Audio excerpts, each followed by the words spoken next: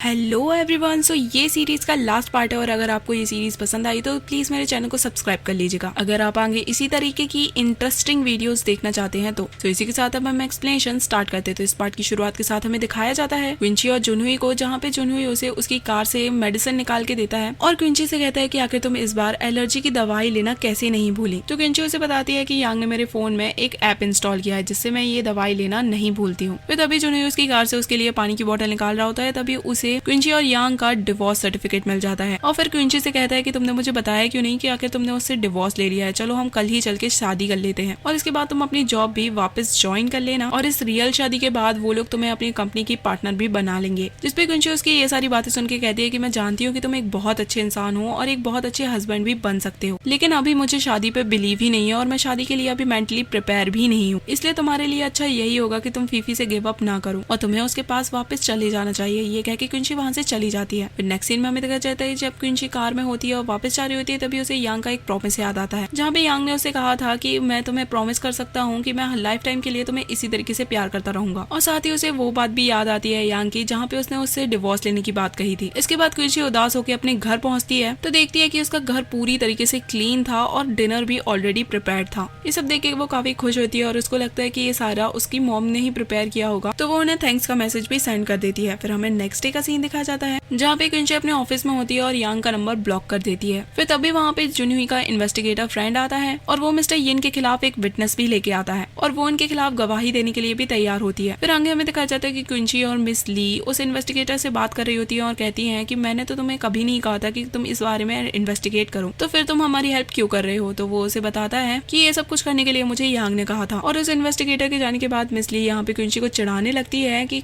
यांग यायो की हेल्प करने के लिए किसी भी हद तक जा सकता है। तो क्विंची यहाँ पे कहती है कि आखिर तुमसे ऐसा किसने कहा कि यांग ये सब कुछ यायो की हेल्प करने के लिए कर रहा है। तो मिस ली कहती है कि वो उसकी एक्स गर्लफ्रेंड है तो वो उसी के लिए ऑफकोर्स ये सब कुछ कर रहा होगा। तभी क्विंची उसकी बातों से चिढ़कर वहाँ से चली जाती है, पर मिस ली उसका पीछे पीछे वॉशरूम में भी पहुंच जाती है और उसे कहती है कि तुम क्या वो यायो से जेलस फील कर रही हो, लेकिन आखिर तुम यायो की हेल्प क्यों कर रही हो, वो तो तुम्हारी लव राइवल है ना, तुम्हें तो उसकी कंडीशन के मजे लेने चाहिए था। तो क्विंची कहती है कि मेरा उससे कोई लेना देना नहीं है और ये कह के वो वहाँ से चली जाती है। फिर नेक्स्ट सीन में हम एक एम्प्लॉय को देखते हैं जिसके पास उसके फोन में एक वीडियो होता है, जिसे देख के उसे फ्लैशबैक में एक सीन याद आता है कि जहाँ पे जुनहुई काफी ज्यादा ड्रंक था और तभी उन दोनों ने देखा था कि मिस्टर येन एक लड़की से छेड़खानी कर रहे थे और ये सब कुछ टियान होटल में ही हो रहा था। वो एम्प्लॉय उस लड़की की हेल्प करने के लिए जा ही रहा होता है, लेकिन जुनहुई उसको रोक लेता है और उन लोगों की वीडियो बना देता है और ये मिस्टर येन के खिलाफ काफी अच्छा सबूत हो सकता था, पर क्योंकि जुनहुई उस दिन काफी ड्रंक था तो वो इस सबूत के बारे में भूल गया था। पर वो एम्प्लॉय जाकर जुनहुई को वो रिकॉर्डिंग दे देता है और ये वीडियो देखने के बाद उस लॉयर से जुनहुई कहता है कि तुम्हें पता है ना कि ये वीडियो शूट करने के लिए तुम्हारा लॉयर लाइसेंस भी सस्पेंड हो सकता है। तो वो लॉयर कहता है कि हाँ ऐसा हो सकता है, पर मैं आपकी हेल्प करना चाहता हूँ,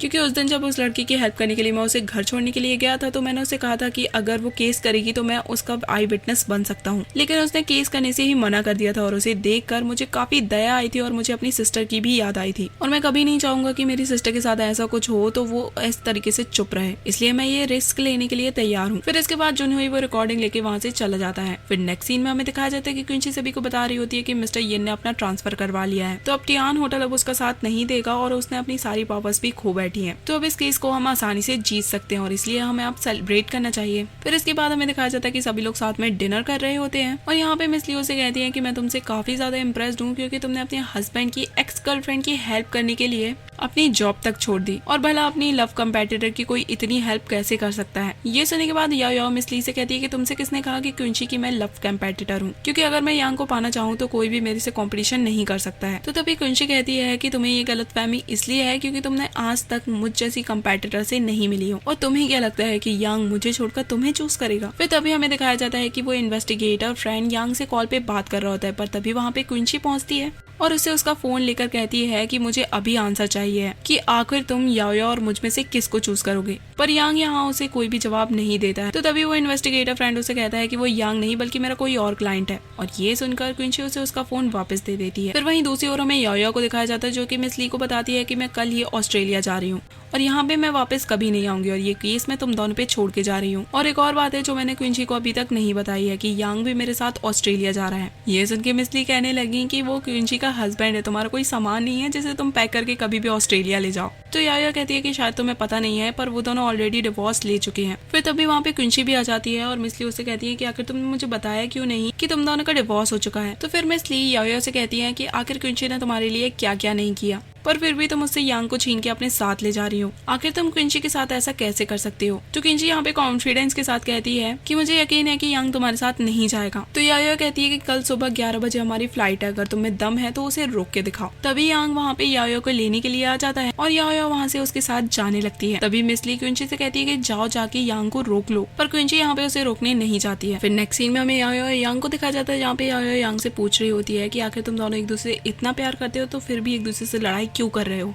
तो यांग उससे कहता है कि मैं उससे जितना प्यार करता हूँ उतना मैं किसी और से प्यार कभी नहीं कर सकता। तो याया यहाँ पे यांग से कहती है कि अगर तुम चाहो तो तुम खुद भी उसके पास जा सकते हो, पर तुम चाहते हो कि वो खुद चल के तुम्हारे पास आए। फिर तभी हम देखते हैं कि क्विंसी भागते हुए यांग को रोकने के लिए आ जाती है, पर तब तक बहुत देर हो चुकी है, यांग वहाँ से जा चुका होता है। फिर याया यहाँ पे खड़ी होती है कि तभी अचानक से बारिश होने लगती है और यहाँ पे वो काफी बुरा फील कर रही होती है। फिर तभी वहाँ पे उसका बड़ा भाई उसे लेने वहाँ पे आ जाता है और उसे कहता है कि आखिर तुम कॉल क्यों नहीं उठा रही थी, आखिर हम तुम्हें कब से ढूंढ रहे हैं, तुम्हें पता भी है। तभी क्विंसी उन्हें हक करके रोने लग जाती है और उनके कोई भी सवाल का जवाब नहीं देती है। फिर हमें नेक्स्ट डे का सीन दिखाया जाता है जहाँ पे यांग याया और उसके बेटे के साथ एयरपोर्ट के लिए निकल जाता है। फिर तभी दूसरी ओर हमें क्विंसी को दिखाया जाता है जहाँ पे उसकी मॉम से मिलने के लिए घर पे आती है और उससे कहती है कि आखिर तुमने अपने घर को ऐसे तरीके से फैला के क्यों रखा है। तो क्विंसी कहती है कि आप ही ने तो यहाँ पे 2 दिन पहले आके इसे साफ किया था। तो क्विंसी की मॉम से कहती है कि पर मैं तो यहाँ पे काफी दिनों से नहीं आई और ना ही कोई सफाई की हूँ। फिर तभी हमें फ्लैशबैक में सीन दिखाया जाता है जहाँ पे यांग ने आके सारे घर की सफाई की थी और उसके लिए डिनर भी तैयार किया था। फिर तभी क्विंसी की मॉम से बताती है कि तुम्हारे डिवोर्स के बारे में हमें पहले से ही पता है। फिर तभी फ्लैशबैक में हमें यांग को दिखाया जाता है जो कि क्विंसी की मॉम से मिलकर उन्हें अपने डिवोर्स के बारे में बताता है और उन्हें समझाता है कि क्विंसी ने अभी तक अपनी जिंदगी में इतने सारे डिवोर्स करवाए हैं कि उसे क्या शादी पे से ही विश्वास उठ गया है। और उन्हें बताता है कि हमारी ये मैरिज फेक थी और मैं नहीं चाहता कि वो अपनी ये लाइफ पूरी फेक मैरिज में बिता दे, इसलिए प्लीज आप उसे कभी भी रियल मैरिज करने के लिए फोर्स मत करना और इसलिए मैंने भी उसे शादी के लिए कभी फोर्स नहीं किया। बस आप मुझे इतनी परमिशन दे दीजिए कि मैं बिना शादी करे ही उससे उसकी केयर करता रहूं।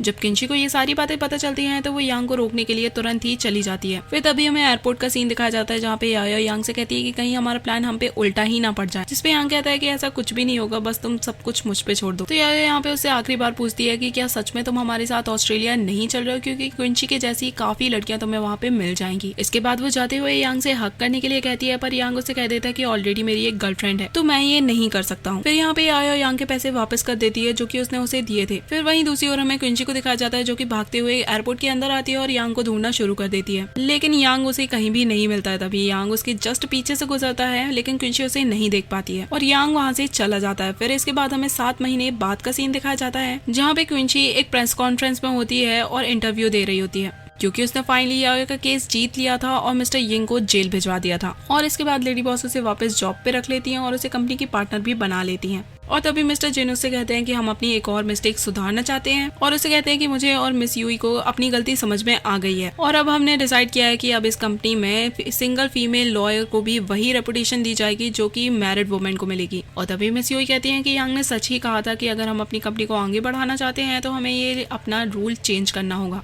तभी क्विंसी अपनी और यांग की फोटो देख रही होती है और मिस यूई से पूछती है कि क्या अब भी आप यांग के कांटेक्ट में हैं। तभी मिस यूई उसे बताती है कि वो अभी ऑस्ट्रेलिया में और मिस्टर हुपिंग की कंपनी के अंडर वो एक सीईओ बन गया है और क्योंकि हम अपनी कंपनी की ऑस्ट्रेलिया में एक नई ब्रांच खोलने वाले हैं तो वो उसमें भी जरूर आएगा। अगले सीन में हमें दिखाया जाता है कि जुनहुई वो कंपनी छोड़ के जा रहा होता है और तभी क्विंसी आके उससे मिलती है और उसे पूछती है कि क्या तुमने यहाँ से रिजाइन कर दिया। तो जुनहुई उसे बताता है कि मैंने यहाँ से रिजाइन नहीं किया है बल्कि इसकी दूसरी ब्रांच का पर्सनल मैनेजर बन गया हूँ और अब तुम मेरे पास वापस आने की सोचना भी मत। ये कह के जुनहुई वहाँ से चला जाता है। फिर नेक्स्ट सीन में हमें दिखाया जाता है कि जुनहुई जब दूसरी सिटी में जा रहा होता है तभी फीफी वहाँ पे आती है और उसे बताती है कि मैं तुम्हारी लीगल असिस्टेंट हूँ। यहाँ पे फीफी ने अपनी डैड की पोजीशन का फायदा उठाना छोड़ दिया था और अब वो मेहनत करके कुछ बनना चाहती थी। नेक्स्ट सीन में हमें वेन्यू और मिमी को दिखाया जाता है जो कि फाइनली पेरेंट्स बन चुके होते हैं और उन दोनों को साथ में खुश देखकर क्विंसी के अंदर से मैरिड का डर भी हट जाता है और शादी का डर हटने के बाद वो सोचती है कि यांग ने मुझसे एकदम सही कहा था कि मुझे बस थोड़े वक्त की जरूरत है और इसलिए शायद वो मुझे छोड़ के चला गया था। इसके बाद क्विंसी जब अपने घर वापस आती है तो वो देखती है कि उसके घर में काफी सारा नया सामान लोग रख रहे थे तभी वो अपने घर के बाहर एक टॉर्टोइस को देखती है और वो उस टॉर्टोइस से कहती है कि आखिर तुम यहाँ पे कहाँ से आए हो और तुम देखे देखे से क्यों लग रहे हो। फिर तभी वो अपने सामने यांग को देखती है और वो खुशी से उसे गले लगा लेती है और यहाँ पे ये दोनों एक दूसरे से मिल के काफी इमोशनल होते हैं। इसके बाद वो अंदर जाके यांग से पूछती है कि तुम तो यायो के साथ ऑस्ट्रेलिया चले गए थे, तो फिर तुम वापस क्यों आए। जिसपे यांग कहता है कि आखिर तुमसे किसने कहा कि मैं यायो के साथ गया था। इस पे क्विंची उससे कहती है कि मैंने तुम्हें बहुत मिस किया और प्लीज तुम दोबारा मुझे छोड़ के कभी मत जाना। जिसपे यांग हाँ कहता है। क्विंची उसे गले से लगा लेती है। इसके बाद क्विंची उससे पूछती है कि तुमने मुझे अभी तक नहीं बताया कि तुम यहाँ पे यायो के लिए वापस आए हो या मेरे लिए। जिसपे यांग उसे कहता है कि मेरे दिल में हमेशा से तुम ही थी, पास्ट में भी, अभी भी और फ्यूचर में भी तुम ही होगी। और ये कह के वो उसे सडनली किस कर लेता है और इसी के साथ ये ड्रामा की हैप्पी एंडिंग यहीं पे होती है और इसी के साथ ये ड्रामा यहीं पे एंड होता है।